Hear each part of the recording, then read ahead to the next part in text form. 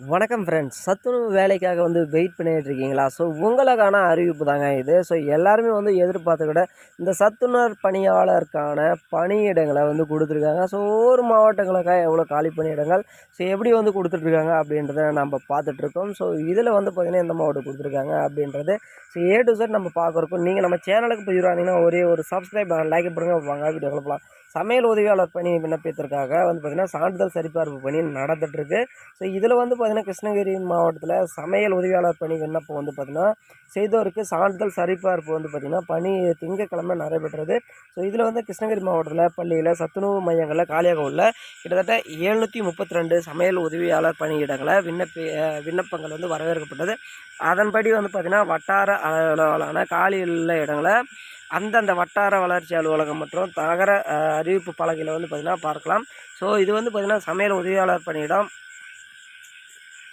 18 வயசுலேருந்து பார்த்திங்கன்னா 40 வயசு வரைக்கும் உள்ளிட்ட பெண்கள் விண்ணப்பிக்கலாம் என தெரிவிக்கப்பட்டிருந்தாங்க. மாவட்டம் முழுவதும் பார்த்திங்கன்னா 3500க்கும் மேற்பட்ட பெண்கள் சமையல் உதவியாளர் பணிக்கு விண்ணப்பிச்சிருந்தாங்க.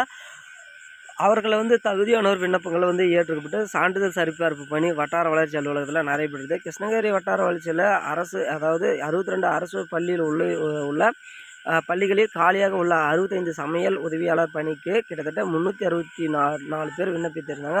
இவர்களில் பார்த்திங்கன்னா 188 பேரின் மனுக்கள் பார்த்திங்கன்னா ஏற்றுக்கொள்ளப்பட்டன. பிறகு மனுக்கள் தள்ளுபடி செய்யப்பட்டு முதல் நாளில் 100 பேர் சான்றிதழ் சரிபார்க்கப்பட்டன.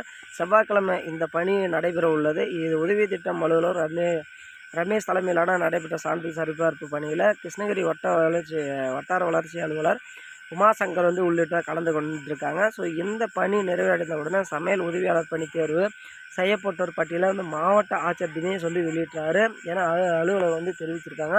ஸோ ஒவ்வொரு மாவட்டத்தையும் பார்த்திங்கன்னா இந்த சான்றிதழ் சரிபார்ப்பு பணி தீவிரப்படுத்தப்பட்டிருக்கு அப்படின்னு தான் சொல்லலாம்.